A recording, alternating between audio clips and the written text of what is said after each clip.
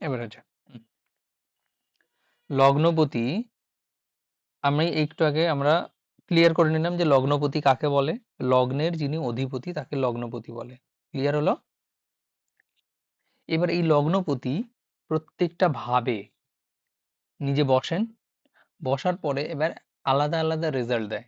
কারো যদি লগ্নের ভাবে বসে থাকে তার একরকম রেজাল্ট হয়, যদি দ্বিতীয় ভাবে বসে থাকে তার আরেক রকম রেজাল্ট, তৃতীয় চতুর্থ যার যেমন যে ভাবে বসে থাকে সেই ভাবের রেজাল্ট দেয়।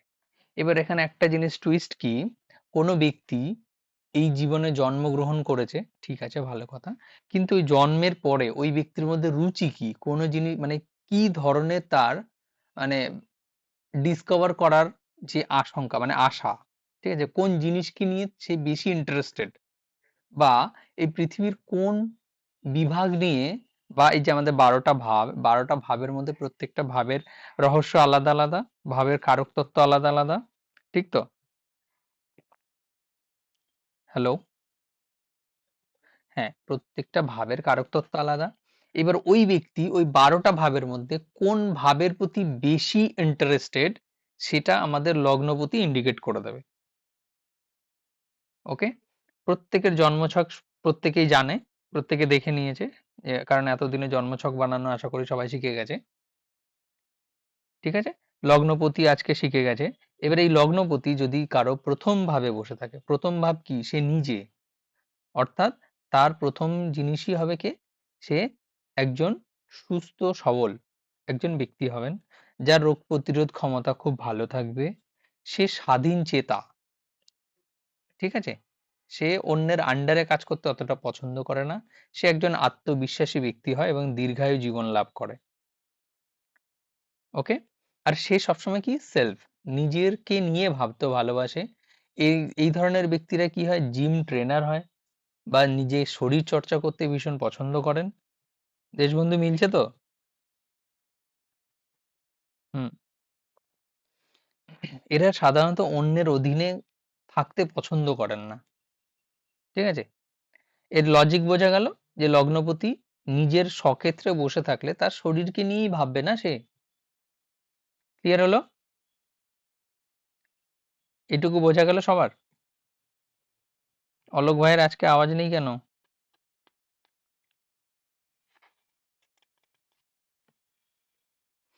আচ্ছা, লগ্নপতি যদি দ্বিতীয় ভাবে চলে আসে, দ্বিতীয় ভাব থেকে আমরা কি আলোচনা করি? পরিবার, তাই তো? গলার ভয়েস, খাবারের ধরন, আর কি হয়? আর কি দেখবো আমরা এখান থেকে? সম্পদ, তাই তো? তো দ্বিতীয় ভাব অর্থাৎ ধনভাব, এই ধনভাবের যিনি অধিপতি তাকে বলে ধনাধিপতি। ওকে? তো এবার লগ্নপতি যদি দ্বিতীয় ভাবে চলে যায় তাহলে কি হয়? মানে ওই ব্যক্তি কথা বলতে ভীষণ পছন্দ করবেন, এনারা বাকপটু হন। এদের প্রধান লক্ষ্য থাকে কি? সম্পদকে সঞ্চয় করা। কারণ ওই ব্যক্তি অর্থাৎ লগ্নপতি অর্থাৎ ওই ব্যক্তি নিজে কোথায় চলে গেছে? সম্পদের ঘরে চলে গেছে। ওই ব্যক্তির প্রথম লক্ষ্যই হচ্ছে সম্পদকে সঞ্চয় করা। ঠিক আছে? পরিবারকে আগলে রাখা। ঠিক আছে? ক্লিয়ার হচ্ছে? এরা অধিক পরিশ্রম করে কেন? অর্থ সঞ্চয়ের জন্য। এদের জীবনে ম্যাক্সিমামটাই হচ্ছে অর্থ। শুধু সারা 10টা কথা বলবে, তার মধ্যে 8টাই থাকবে তার ইকোনমি, অর্থাৎ সম্পদ নিয়ে কথা বলবে এনারা। এনারা কি করে? ব্যবসায়ী হন এবং ব্যাংকিং লাইনে এরা খুব ভালো উন্নতি করে। Second house banking. ক্লিয়ার হলো? কারণ ওই যে ধন সম্পদ, সঞ্চিত অর্থ কি আমাদের তো এখন ব্যাংকেই থাকে না? পয়েন্ট ক্লিয়ার হচ্ছে? আরে কেউ তো অন্তত রিপ্লাই করো ভাই। হ্যাঁ, তাহলে দ্বিতীয় ভাব মানে লগ্নপতি যদি সেকেন্ড হাউসে থাকলে তাহলে আমরা এই রেজাল্ট পাবো। ঠিক আছে? এবার যদি তৃতীয় ভাবে চলে আসে তাহলে কি হবে? তৃতীয় ভাব কি? তৃতীয় ভাব কিসের কারক তত্ত্ব প্রমাণ করে? তৃতীয় ভাব থেকে আমরা কি দেখি? পরাক্রম, ভাই বোন, তাই তো? পরাক্রম মানে কি বলেছিলাম আগে? পরিশ্রম, তাই তো? তার এনার্জি। লগ্নপতি অর্থাৎ ওই ব্যক্তি নিজে যদি পরাক্রম ভাবে চলে আসে তাহলে কি হবে? ওই ব্যক্তি কঠোর পরিশ্রমী হবে, সাহসী হবে, পরাক্রমী হবে, উদ্যমী হবে। ঠিক আছে? ভালো খেলোয়াড়ও হতে পারে। কারণ ওই ব্যক্তির শরীর কোথায় চলে এসছে? পরাক্রম ভাবে চলে এসছে, তার তো পরাক্রম থাকবেই, তাই তো? আর তৃতীয় ভাব থেকে আর কি কি থাকে? হ্যাঁ বল। হ্যাঁ, হ্যাঁ, ভাই বোন অবশ্যই আছে। এগুলো কি, তাহলে ওই ব্যক্তি ভাই বোনের সাথে ভালো সম্পর্কে থাকবে, ঠিক আছে? তারপরে এরা কি কমিউনিকেশন, মানে এদের কমিউনিকেশন স্কিলটা খুব ভালো হবে, এরা সাংবাদিকতায় যেতে পারে, ঠিক আছে? এরা এদের ভাই বোনেদের জন্য অনেক কিছু করে, এদের সাথে প্রতিবেশীর ভালো সম্পর্ক থাকে, কারণ তৃতীয় ভাব থেকে প্রতিবেশী দেখি, আমরা যাই কিছু দেখব, যে ভাবের থেকে যাই কিছু আমরা দেখি, যাই কিছু বিচার করা যায়, সেখানে যদি লগ্নপতি চলে যায় ওই ব্যক্তির মধ্যে সেই ভাবের ইন্টারেস্ট চলে আসে। ক্লিয়ার? বোঝা গেল? হ্যালো? হুম। এবার যদি আমরা তৃতীয় ভাব কমপ্লিট হলো, এবার যদি চতুর্থ ভাবে আসি, চতুর্থ ভাব কি? গৃহসুখ, গাড়ি বাড়ি ভূ সম্পত্তি, তাই তো? তারপরে মা। এবার যদি কারো লগ্নপতি চতুর্থ ভাবে চলে যায়, তাহলে কি হবে? ব্যক্তির মধ্যে কি হবে? জাত মাতৃভক্ত হবে বা মায়ের খুব কাছের সন্তান হবে। হুম। এদের নিজস্ব বাড়ি থাকবে, কারণ লগ্নপতি গাড়ি বাড়ির ঘরে চলে গেছে, তাহলে তার গাড়ি হবে, বাড়ি হবে, ভূ সম্পত্তি লাভের যোগ প্রবলভাবে বৃদ্ধি পাবে। বা এদের সম্পদ হোক আর না হোক, ইনি নিজে প্রচুর পরিমাণে চেষ্টা করবে, নিজের চেষ্টা এগুলো কিছু করার, কারণ সে নিজে চলে এসছে এখানে, ঠিক আছে? এরা মানসিকভাবে ভীষণ সেনসিটিভ হয়, কারণ চতুর্থ ভাব কি? ইমোশনের ঘর না? চতুর্থ ভাব কি? মাতৃত্বের ভাব। মায়ের মধ্যে কি স্বভাব থাকে? মায়ের মধ্যে দয়ালু স্বভাব থাকে, ঠিক আছে? এর জন্য ওই ব্যক্তি নিজেও দয়ালু স্বভাবের হবেন। ক্লিয়ার? কত ইজি না? কত ইজি আর সিম্পল, এগুলোকে বুঝতে হবে। আচ্ছা, এবার যদি পঞ্চম ভাবে চলে যায় তাহলে কি রেজাল্ট হবে? জাতক মানে পঞ্চম ভাব তো আমরা তো মেধা বা জ্ঞান বুদ্ধির ভাব দেখি না আমরা, তাহলে ওই ব্যক্তির মধ্যে কি আসবে? প্রচুর মেধার অধিকারী হবেন, ঠিক আছে? পঞ্চম ভাব থেকে আমরা এন্টারটেন দেখি তো, সৃজনশীলমূলক কাজের মধ্যে ওনাকে খুঁজে পাওয়া যাবে, ঠিক আছে? এরা খুব ভালো পরামর্শদাতা হবে, শেয়ার বাজারে ইন্টারেস্টেড হবে। হুম। তাহলে আজকে নতুন কি শেখা হলো? পঞ্চম ভাব থেকে আমরা শেয়ার মার্কেট দেখবো। ক্লিয়ার হলো? বোঝা গেল? কারো যদি লগ্নপতি পঞ্চমে চলে যায় ওই ব্যক্তির মধ্যে এগুলো ওনার মধ্যে থাকবেই, সে মানে পৃথিবী এদিক ওদিক চলে যাক কিন্তু এই গুণাগুণ ওর মধ্যে থাকবেই। এবার যদি ষষ্ঠ ভাবে চলে যায়, ষষ্ঠ ভাব কি? রোগ রিপু ঋণ, তাই তো? লগ্নপতি যদি ষষ্ঠ ভাবে চলে যায় তাহলে কি হবে? এদের জীবনে অনেক লড়াই করতে হয়, কাদের সাথে? শত্রুদের সাথে। কারণ হ্যাঁ, ওই ব্যক্তি শত্রু ভাবে চলে এসছে, কিন্তু এদের ভীষণ মানে জয় হয়, জয়ী হয় এরা জীবনে, যে শত্রুদের সাথে যে হেরে যাবে তা নয়, তবে এদের মানে রোগ এদেরকে শেষ করে দেয়। শরীর কোথায় চলে এসছে? লগ্ন মানে কি? শরীর। শরীরটা কোথায় চলে এসছে? রোগের। হ্যাঁ, রোগের আন্ডারে চলে এসছে। তো তখন এই ব্যক্তির দীর্ঘায়ু জীবন, মানে দীর্ঘায়ু জীবন হয় না, এদের প্রচুর পরিমাণে রোগ ব্যাধি হতেই থাকে। তারপরে কি? ঋণ। এই ব্যক্তি ঋণের সমস্যায় মাঝে মাঝেই ভুগতে পারে, ঠিক আছে? কিছু হলেই একটু লোন তুলে নি, ঠিক আছে? কিছু ব্যক্তি আছে না যাদের মধ্যে ফোবিয়া থাকে, কিছু হলেই লোন লোন নিতে চলে যায়। তবে এদের মধ্যে কি ভালো দিকগুলো কি কি হতে পারে? এরা একজন খুব ভালো সার্ভিস পার্সন হতে পারে। এবার সার্ভিস পার্সন কি কি আছে? এরা একজন ভালো উকিল হতে পারে, একজন ভালো ডক্টর হতে পারে, ঠিক আছে? একজন ভালো চাকরিজীবী হতে পারে, ঠিক আছে? পয়েন্ট ক্লিয়ার হচ্ছে? হ্যাঁ, অবশ্যই। আমি তো প্রথম থেকে বলছি প্রত্যেকটা ভাবের ভালো দিকও আছে, খারাপ দিকও আছে। লগ্নপতি লগ্নে থাকলে সব ভালো হয় তা কিন্তু নয়। এরা একটু কি বলতো সেলফ হয়ে যায়, সেলফ। ঠিক আছে? তার উপরে যদি এবার তার উপরে এবার অন্যান্য গ্রহের দৃষ্টি আছে, দৃষ্টিটা অবশ্যই দেখতে হয়। আচ্ছা, এবার যদি সপ্তমপতি সরি লগ্নপতি সপ্তমে চলে যায়, সপ্তম ভাব কি? সপ্তম ভাব জীবন সঙ্গী, বিবাহ, আর কি? বিজনেস, বিজনেস আর কি? ডে টু ডে লাইফে আমাদের সাথে যারা দেখা করতে আসে, ঠিক আছে, দেখা করতে মানে ওই আনুষ্ঠানিকভাবে দেখা করতে নয়, আমাদের সঙ্গে যাদেরই সাক্ষাৎকার হবে তারাই সপ্তম ভাবের ব্যক্তি হবে। ঠিক আছে? এরকম অনেকেই আছে না যাদের সাথে শুধুমাত্র সাধু সন্ন্যাসীদেরই দেখা হয়। আবার কেউ আছে যাদের সাথে সারা জীবন শুধু গুন্ডা বদমাশদেরই দেখা হয়। আবার এরকম অনেক ব্যক্তি আছে যাদের সাথে সারা জীবন ওই মানে চোর ছ্যাঁচড়দের সাথেই দেখা হয়। ঠিক আছে? তো এই যে আমাদের সারা জীবন ম্যাক্সিমাম কাদের সঙ্গে দেখা হবে সেটা সপ্তম ভাব ডিসাইড করবে। অর্থাৎ আমাদের সামনে যদি কোনো আয়না রেখে দেওয়া হয়, ঠিক আছে, ওই আয়নাতে যাই দেখতে পাবো আমরা, অর্থাৎ নিজের মুখ বাদ দিয়ে, সেটাই হচ্ছে সপ্তম ভাব। ঠিক আছে? আবার সরি, নিজের চরিত্রও সপ্তম ভাব থেকে আমরা দেখতে পাবো। ঠিক আছে? নিজে কেমন হব সেটাও সপ্তম ভাব থেকে দেখবো। আচ্ছা, যদি কোনো ব্যক্তির লগ্নপতি সপ্তমে চলে যায় তাহলে ওই ব্যক্তির মধ্যে কি কি গুণাগুণ বা ওই ব্যক্তির মধ্যে কি কি প্রভাব আসতে পারে? সেই ব্যক্তি কি হবে? খুব সুন্দর একজন ব্যক্তিত্বের অধিকারী হবেন। কারণ লগ্নপতি সপ্তমে থাকলে সপ্তম ওই লগ্নপতি কোথায় দৃষ্টি দেবে? তার লগ্নকেই দৃষ্টি দেবে, তাই তো? এদের বিয়ের পরে ভাগ্যের উন্নতি হয়। ঠিক আছে? এরা জনগণের মধ্যে খুব জনপ্রিয় হয়। কিন্তু এদের মধ্যে এবার নেগেটিভ গুলো বলি। এরা না কোথাও একা যেতে পছন্দ করে না। যদি কোথাও মানে সামান্য একটু মানে রাস্তায়ও যাবে, কাউকে খুঁজবে সঙ্গে কাউকে নিয়ে যাওয়ার জন্য। এরা একা চলতে একদম পছন্দ করে না। ঠিক আছে? কাউকে না, ওদের মানে ওই যে অর্থাৎ সপ্তম ভাব কি? পার্টনার। এবার পার্টনার যে সবসময় যে ওয়াইফই হবে তা নয় বা হাসব্যান্ড হবে তা নয়। ঠিক আছে? তো ওই যে কোনো পার্টনার ওনার সঙ্গে একজন থাকতেই হবে। সামান্য কাজের জন্য বাজারে যাবে, কাউকে না কাউকে নিয়ে যাবে। যদি কাউকে না পায় উনি যেতে ইতস্তত বোধ করবে, যেতে চাইবে না বা গিয়ে ওই দিন উনি মানে খুশি হবেন না। এটাই হচ্ছে এনার সবথেকে নেগেটিভ পয়েন্ট।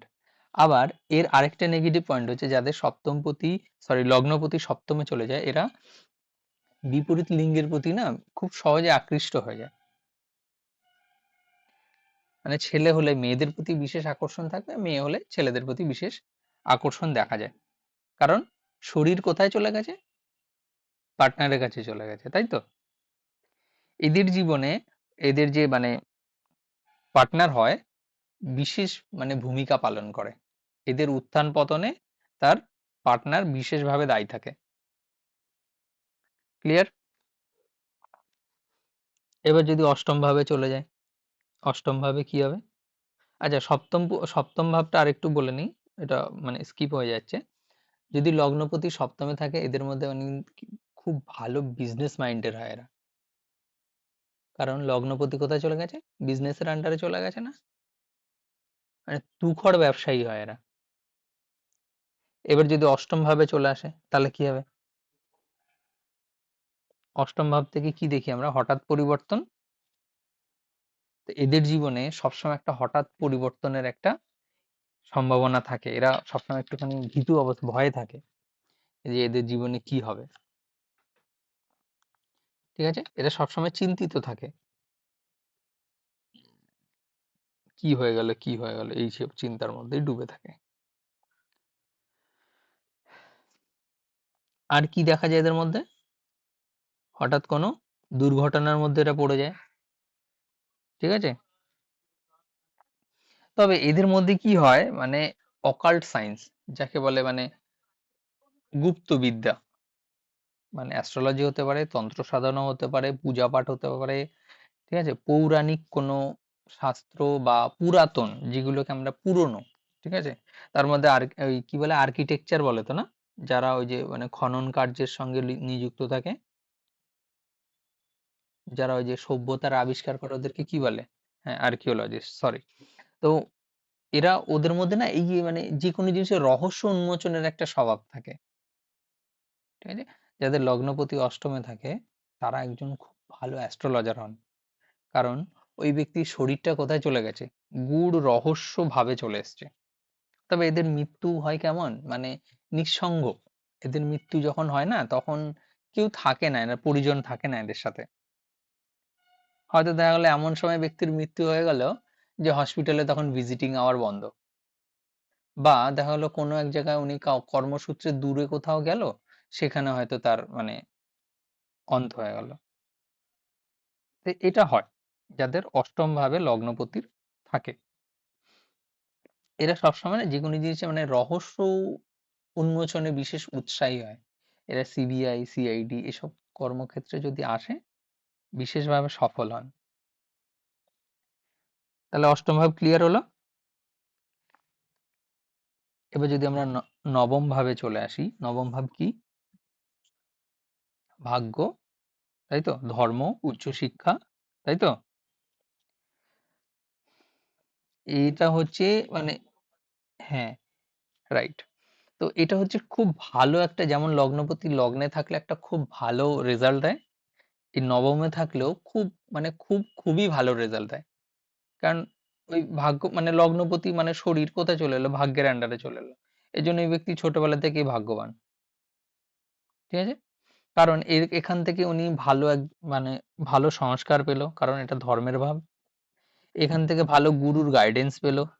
ঠিক আছে, এখান থেকে উচ্চ শিক্ষিত হলো।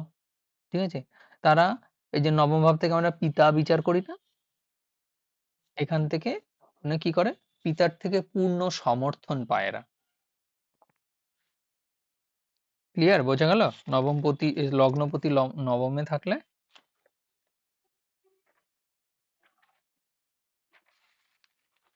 না রাশি তো চন্দ্রমা থেকে হয়, লগ্ন তো লগ্ন থেকেই হয়।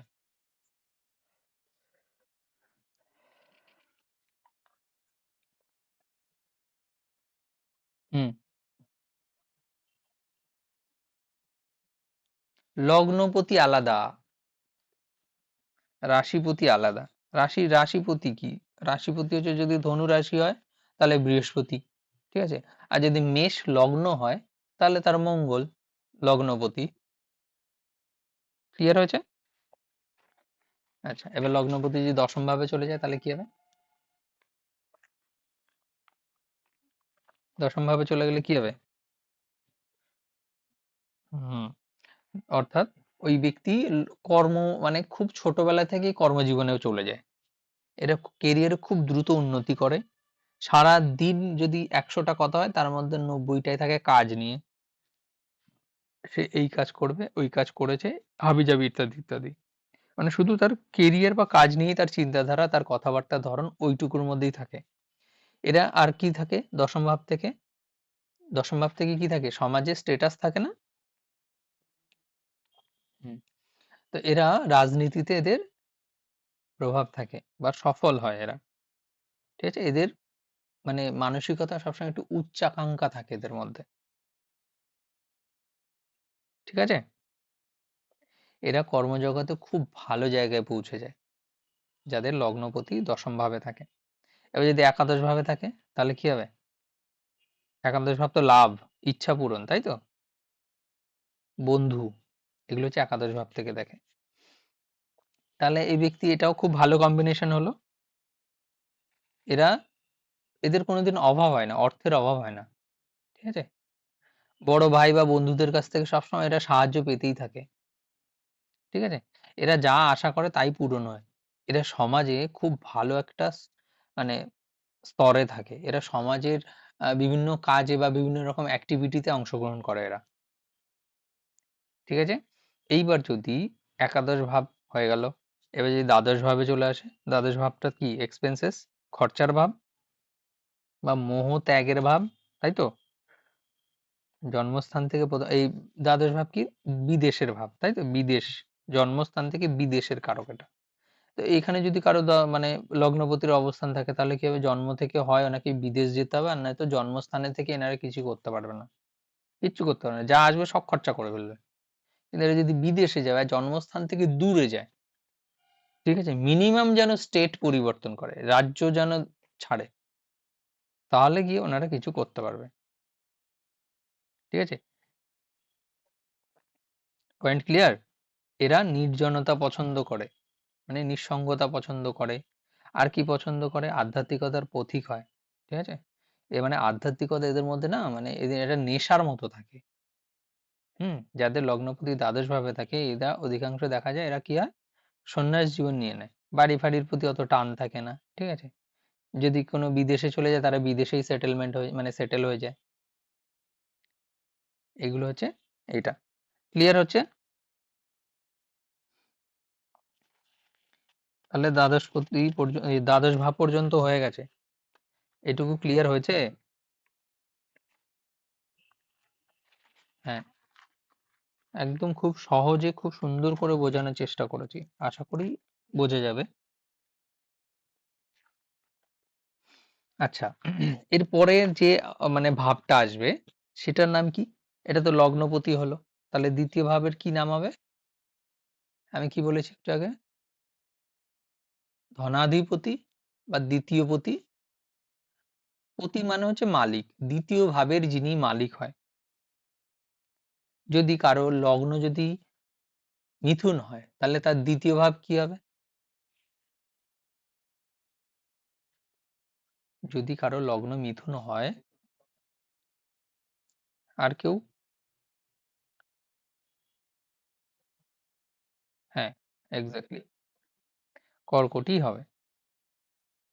কর্কট রাশির অধিপতি কে?